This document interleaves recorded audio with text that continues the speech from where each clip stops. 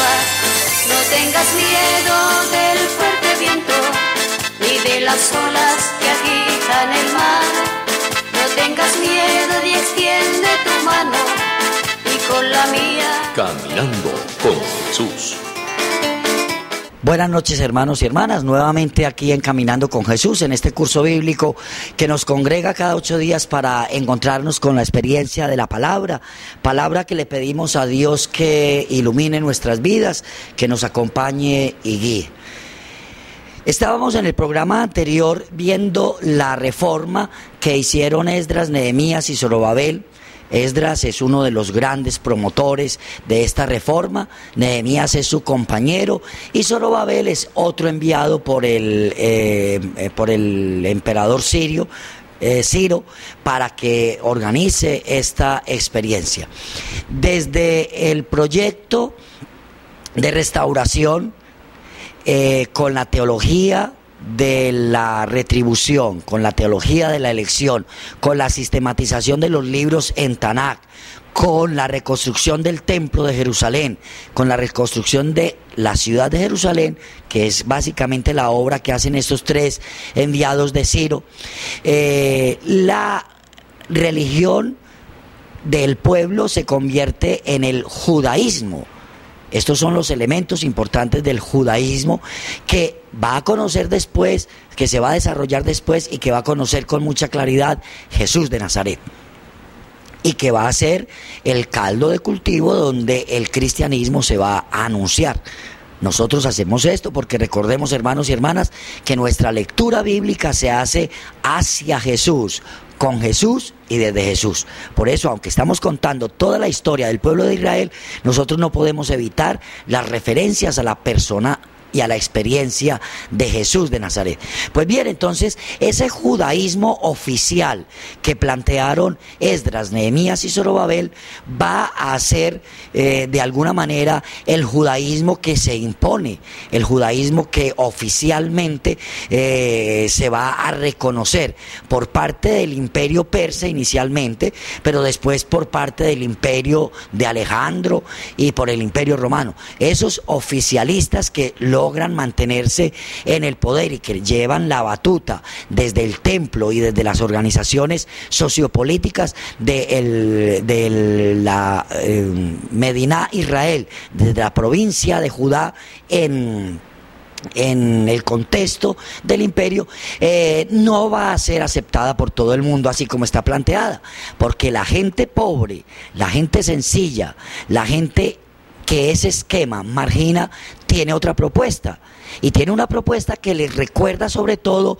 la etapa más importante que se ha vivido en la historia de Israel, la etapa tribal.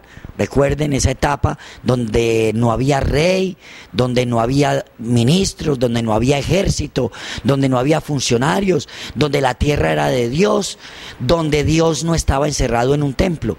Esas cosas tan bonitas y especiales que se sintetizaban en esa opción que hacía el pueblo y las tribus por los sujetos preferenciales, los pobres, los huérfanos, las viudas, las mujeres, los niños y las niñas, los extranjeros y la tierra, ese recuerdo del pasado glorioso de Israel desde esa perspectiva social y alternativa a la pirámide faraónica o a la pirámide social explotadora y excluyente, esa historia, ese recuerdo también va a estar muy retomado en esta época, y entonces aparecen como voces críticas a ese esquema que se está haciendo desde Esdras, Nehemías y Zorobabel, y es una respuesta también en sentido literario. Habrá hombres y mujeres que en esta época también escriban sus textos que de alguna manera van a responderle a los textos que están haciendo Esdras, Nehemías y Zorobabel. Sobre todo van a responder a esas teologías de la elección y a esas teologías de la retribución. Hablamos entonces de que por debajo de cuerda posiblemente, como una manera alternativa, pero también con una manera muy inspirada por Dios y muy libre, se van a escribir unos textos que después van a ser recogidos y asumidos aquí en el texto de la Biblia, porque la Biblia sigue siendo dinámica en todo este periodo de conformación.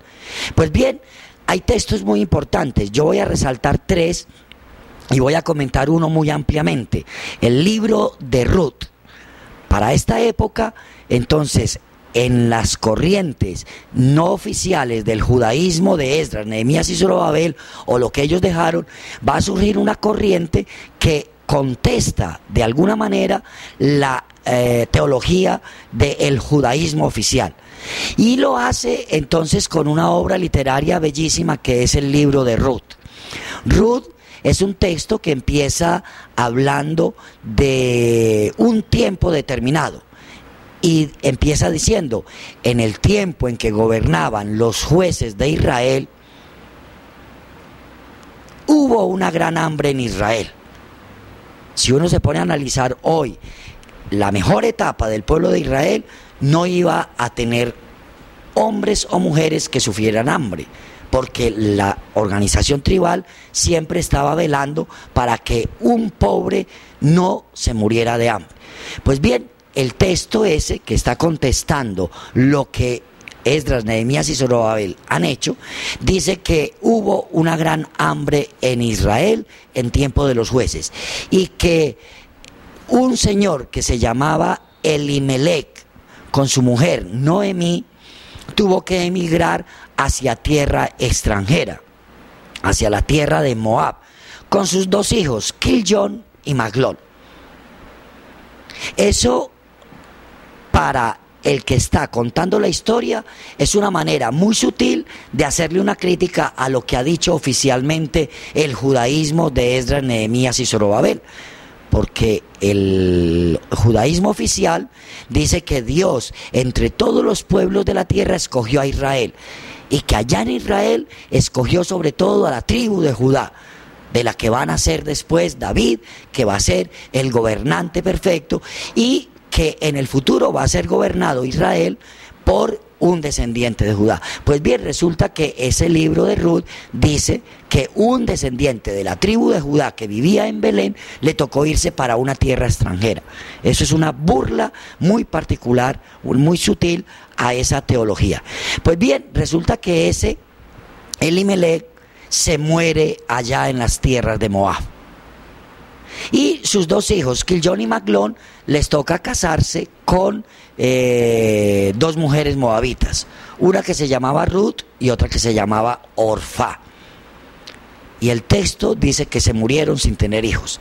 Es el primer libro de la Biblia en el que todos los hombres protagonistas se mueren en los 5 primeros versículos. Y no quedan sino mujeres, extranjeras, pobres y viudas. Todos los males habidos y por haber quedaron sintetizados en esas 3 mujeres. Noemí era extranjera en Moab, y Ruth y Orfá eran extranjeras para los judíos. Quedaron viudas, sin un macho que las respaldara, sin hijos que las cuidaran, pobres, porque acordémonos que se fueron fue por la situación de pobreza, y entonces, y además eran mujeres. No había quien las defendiera. Y de ahí en adelante el texto las va a poner como protagonistas. Van a relatar varios acontecimientos que, entendidos y leídos desde la teología de la elección y de la retribución, son verdaderamente una crítica. Pues bien, Noemí se entera de que Dios volvió a visitar al pueblo de Israel y decide regresarse a Judá, su tierra. Y le dice a sus 2 nueras, a Noemí, a Orfá y a Ruth, les dice Noemí: hijas, quédense ustedes acá, regresen a la casa de su padre, consigan marido para que puedan tener hijos y tengan quien las defienda. Pero las 2 muchachas dicen que no, que se quieren ir con ella. Ellas empiezan el camino de retorno, y cuando están en la frontera de Moab y de Judá, Noemí insiste nuevamente en que se regresen, y lo hace recordando algunas leyes típicas de la época tribal en Israel. Les dice, citando la ley del levirato: Les dice: hija, regrésense, consigan su marido, tengan sus hijos, son jóvenes. Miren, ni aunque yo me acostara hoy con un hombre y quedara en embarazo, si es que quedara, ustedes no van a tener la paciencia de esperar 13, 14 años que ese niño crezca para que pueda acostarse con ustedes y darles un hijo a los difuntos. Recordemos que esa era una de las leyes importantes para defender a las mujeres viudas dentro de las tribus de Israel. Pues bien, Noemí invoca esa ley y les dice a ellas, pero no quieren devolverse. Orfá al final se convence y se regresa a su tierra de Moab, pero Ruth decide que no. Y lo hace con un criterio muy particular, con unas frases muy bonitas en el texto. Le dice: no, Noemí, yo no me voy a devolver, porque donde tú vivas, viviré yo. Donde tú mueras, moriré yo. Tu pueblo será mi pueblo y tu Dios será mi Dios. A la teología de la elección, eso es un golpe bajo. Porque la teología de la elección dice que es Dios el que escoge al pueblo, es Dios el que escoge a las personas. Pues aquí vemos que es una mujer la que escoge a Dios y una mujer la que escoge al pueblo. Y eso entonces cambia la manera de ver, la perspectiva. Y las dos se regresan a Belén. Cuando llegan a Belén, todas las mujeres de Belén se alegran y dicen: retornó Noemí, volvió Noemí. Ella les dice con mucho dolor: no me llamen ya Noemí, llámenme Mara, porque me fui llena con 2 hijos y un marido y regresé pobre, sin marido, sin hijos, sin nietos y para colmo de males con una nuera que no me abandonó, pero que es extranjera en este medio. Llámenme Mara, que significa amarga. Y empieza toda esa experiencia de 2 mujeres viudas, pobres, desamparadas, a sobrevivir en Belén.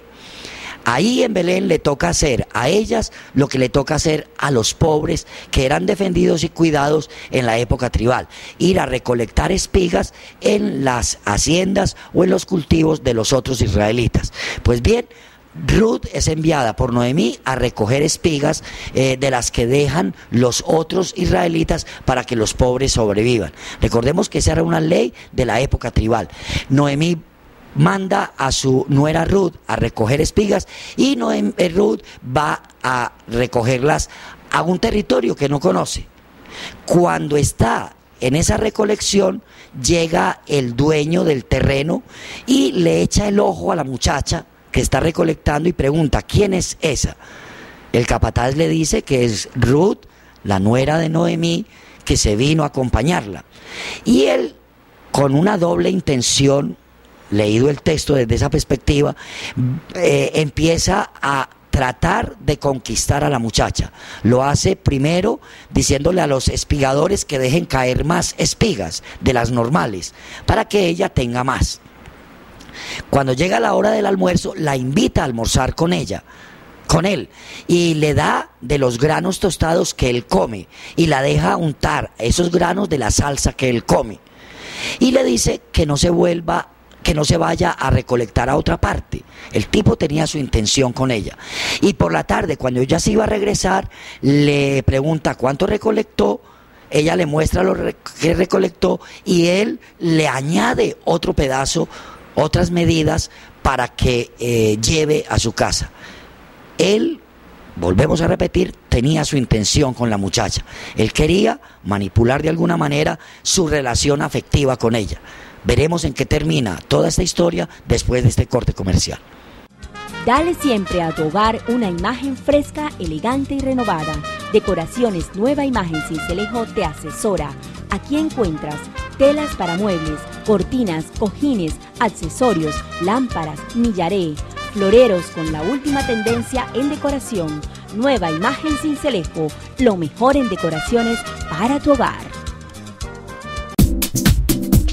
Sí, ahora en Galería Zuluaga usted encontrará las más exclusivas obras de arte de artistas reconocidos a nivel nacional. Nuestro servicio de marquetería está a la vanguardia del momento. Contamos con vidrios antirreflectivos para aquellas piezas que requieran una mayor protección. Galería Zuluaga, para quienes exigen lo mejor.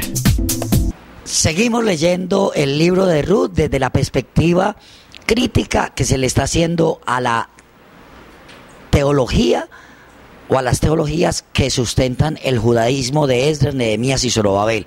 Un grupo de personas está escribiendo el libro de Ruth para criticar ese judaísmo oficial que se hace por parte de ellos. Y por debajo de cuerda, entonces, ya hemos visto cómo los nombres de las personas, la situación de las personas, el tiempo de las personas y las experiencias de las personas están siendo una crítica. Y vamos en que Noemí había enviado a su nuera a recolectar lo que es las espigas que quedaban en el campo de lo que dejaban los israelitas para los pobres. Ruth regresa a la casa de su suegra y allí empieza el diálogo. ¿Dónde recolectaste? En la casa de Booz, en la tierra de Booz. Y entonces a Noemí se le enciende la lucecita y dice: Booz, ese es el nombre de alguien familiar de mi marido Elimelech. Y entonces le dice: quédate allá recolectando, a ver en qué termina todo esto. Y Ruth sigue cosechando o recolectando lo que los espigadores de Booz van dejando. Y se va fortaleciendo el interés de Booz por la moabita. Hasta que llega la época en la que se va a pilar el grano. Esa pilada del grano conllevaba una gran fiesta, una celebración festiva muy importante. Y entonces ese día Noemí le dice a su nuera Ruth: hoy es la fiesta de la pilada del grano, entonces hoy te debes bañar, perfumar, ponerte un vestido nuevo, ir allá a la fiesta de la recolección y estar pendiente de dónde se mete Booz. Estar pendiente de dónde se ubica él, no desampararlo. Y cuando él se vaya a acostar, usted también se mete allá. Cuando él le pregunte quién es, usted le dice: soy su sierva, y usted ya sabe qué es lo que tiene que hacer. Efectivamente, Ruth va a la fiesta, participa en el jolgorio de la celebración. Booz, que es el dueño, celebra con entusiasmo el fruto que Dios le ha regalado y se va a acostar. Ruth se mete en el lugar donde él se acostó. El texto dice: se acostó a los pies de Booz, y en las horas de la madrugada Booz sintió el calientico en sus pies y se asustó. Preguntó: ¿quién es? Soy tu sierva Ruth, ya sabes lo que tienes que hacer. E inmediatamente Booz se para, la despacha, le llena el delantal con otras medidas de grano y le dice que se vaya. El texto con mucha sutileza dice: y Ruth salió de donde estaba con Booz cuando todavía no había amanecido, cuando uno todavía no distingue una persona. Y entonces eso era para evitar murmuraciones y para evitarle problemas a Ruth y a Booz. Y para que veamos que al final no se hizo lo que quería Booz. Booz quería aprovecharse de la mujer pobre y desamparada. Al final de cuentas fue la mujer la que puso las condiciones. No se hizo lo que quería Booz, se hizo lo que debía hacerse. Booz entonces ya en horas de la mañana se para en la puerta de la ciudad de Belén, llama a un familiar de Elimelech que tenía más derecho sobre la tierra y sobre las mujeres de Elimelech y negocia con él. Le dice: si quieres tener y defender las tierras de Elimelech que a ti te corresponde salvar, pues las puedes salvar. Él dijo inicialmente que sí, pero después Booz muy astutamente le dijo: pero si te vas a salvar las tierras, te tienes que casar con la moabita para poder tener derechos legales sobre eso. Al otro no le interesaba ese matrimonio, y entonces públicamente delante de dos testigos Booz asume a Ruth como esposa de él, para redimir los derechos de Elimelech. Y en señal de eso, sin mucha burocracia, sin tener que ir ante notarios, sin ningún tipo de parafernalia, solo como se hacía en la época de los jueces, el calzado, la chancla se le entrega al interesado, el otro se intercambiaron las abarcas, las chanclas, y quedó sellado ese compromiso. Y Booz se casó con Ruth, la moabita. Todo el mundo se puso feliz. Y en vez de felicitar al marido en una sociedad machista, todo el mundo fue a felicitar a Noemí. Y la felicitó no en nombre de los patriarcas de Israel, sino en nombre de las matriarcas de Israel. Le decían con mucha emoción a Noemí: Noemí, ojalá que esta Ruth, que es para ti como una hija o más que una hija, te dé bastantes nietos como Tamar le dio a Judá. Uno se queda aterrado, porque normalmente la bendición era en nombre de Yahvé o en nombre de los patriarcas, pero no, a Noemí la bendijeron en nombre de Tamar, otra mujer del pueblo de Israel, una de las matriarcas. Habría que leer con mucho detenimiento quién fue Tamar y descubrir qué intenciones tienen esos que escriben el libro para hablar de esa experiencia. Y sigue el libro de Ruth diciendo: y entonces Booz tuvo un hijo con Ruth que se llamó Obed, y Obed tuvo un hijo que se llamó Jesé, y Jesé tuvo un hijo que se llamó David. Y eso constituye de alguna manera el clímax de la crítica y casi que, por así decirlo, el golazo o la bofetada que la gente sencilla que recuerda la historia de la época tribal le da a los oficialistas Esdras y Nehemías, porque Esdras, Nehemías y Zorobabel estaban esperando que la gran ciudad de Jerusalén, en el templo de Jerusalén, se sentara un rey puro, elegido por Dios, descendiente de David. Y resulta que el David que ellos están esperando es nada más y nada menos que nieto de una mujer extranjera, pobre y viuda, que fue rescatada según los criterios de la época tribal. Ese es el gran culmen del texto de la historia de Ruth, crítica a la teología del judaísmo. Vamos a un corte comercial para terminar esta historia más luego. Dale siempre a tu hogar una imagen fresca, elegante y renovada. Decoraciones Nueva Imagen Cincelejo te asesora. Aquí encuentras telas para muebles, cortinas, cojines, accesorios, lámparas, millaré, floreros con la última tendencia en decoración. Nueva Imagen Cincelejo, lo mejor en decoraciones para tu hogar.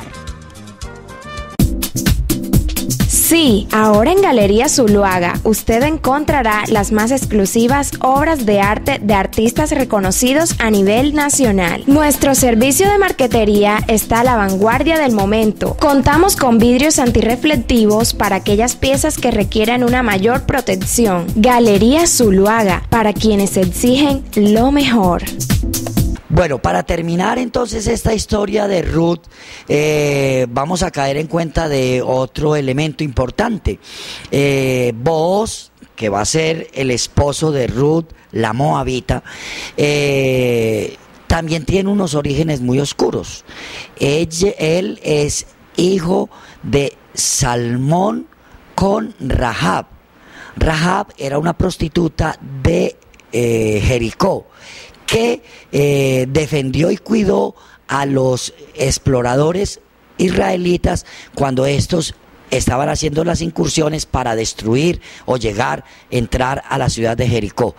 Recordemos que ella escondió a Caleb y a los otros compañeros que estaban explorando cómo iba a ser la invasión a Jericó, y ella los escondió diciéndoles: cuando ustedes entren me protegen y me cuidan. Y Caleb le prometió que hacían eso, y la casa la señalaron con un hilo rojo para que cuando entraran los israelitas a destruir Jericó, esa casa no la destruyeran ni mataran a los que vivían ahí.